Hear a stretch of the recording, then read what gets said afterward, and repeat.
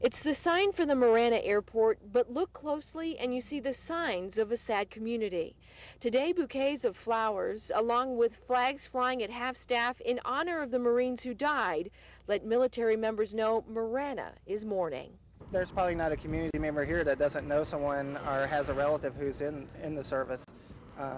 So I think we all feel a kinship, with the tragedy here. I definitely feel for the family, the wives that have to go through this, hearing that their husbands are not coming home. We lost fellow Marines. In the Marine Corps, it's a tight bond. Being a Marine, once a Marine, always a Marine. We've had calls from former Marines, other Marine units. But emotions have to be put on hold as investigators from the Navy, Marines, and Army showed up from around the country and sifted through the wreckage, trying to piece together a picture of what happened at this airfield on Saturday night. In this file video of the MV-22 Osprey, you can see it's an aircraft that lands and takes off like a helicopter, but then flies like a plane. It's ideal for quick rescue missions, and the Marines are in a testing phase with the aircraft. They say the crew on this Osprey was practicing a rescue and was landing to drop off troops. Something went terribly wrong. But besides the investigation, military personnel also have another important task today. The primary mission this afternoon is we want to properly and safely recover all of the remains of the Marines that were killed on the aircraft. A yellow ribbon, which indicates a hope for homecoming, is tied to flowers left near the crash site. But 19 Marines won't be going home alive, which leaves many both sad and concerned. 911, what are you reporting? Airplane crash at Valley Airport. A bad one. Okay, does it look like it's a crash there? It's a crash, exploded in flames right off the end of the runway. 911, what are you reporting? There was a big crash by Valley Airport. At the airport? I want to say it may have been an airplane. It was an explosion. It was definitely an explosion. Okay. They trained year-round for the chance to hit the mark and to be the best. Today, being the best for the Army's Golden Knights meant working through the worst, the loss of their pilot when his plane came crashing down last Friday. We never really thought about packing up and going home. No. Golden Knights coach Mark Jones says their military training is helping the Army parachute team deal with the tragic loss of Pilot Chief Warrant Officer Lowell Timmons.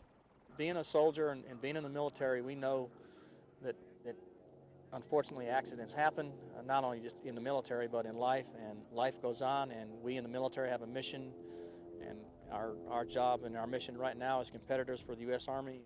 That competition here in Marana brings skydivers in from around the world to test their jumping accuracy. Sure, it's put a damper on it, but everyone's trying to move past it. Brent Coltharp of the Marana Skydiving Center, which is hosting the competition, says even though the sport may look extreme to some, accidents of any type are very rare. We make about 30,000 jumps here a year here at the training center, and we've actually only had one broken bone in the past year. That's why last week's fatality is such a shock. But jumpers decided the best way to deal with it was to finish what they started. We can't let death or accidents any more than we can let what happened September 11th stop us as a nation. When something like this happens, we pick up the pieces and move on. As part of moving forward, the Golden Knights are being allowed to take all their jumps today and tomorrow, so they can attend a memorial service for Timmons this weekend. But Jones isn't sure if competing this soon after the crash will bring out the very best his team has to offer.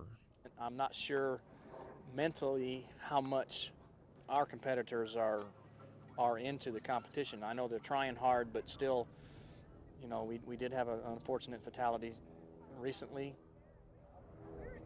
Everybody's always had a dream about flying. The greatest sport on earth. This is the closest you can come to flying. The world champion Golden Knights were founded in 1959 and are based out of Fort Bragg, North Carolina. The team travels the country for air shows and does a lot of training right here in Arizona. You step out of a plane 2.5 miles above the earth, you're as free as you'll ever get. You just think about making making the maneuver come out the best you can. Once we're out there, I've got a lot of adrenaline going. You got a lot weighing on you. Your teammates are depending on you. Yes, we have a target that we place out on the ground. Each of us wears an altimeter. When we get up to 12,500 feet, the needle will go all the way back around. Know that you need to pull when the needle goes into the yellow, and then when it gets into the red, you definitely need to have a parachute over your head. You have no sense of falling. You can't tell the ground's coming up at you any quicker than in an airplane. You feel like you fly. You feel just like Peter Pan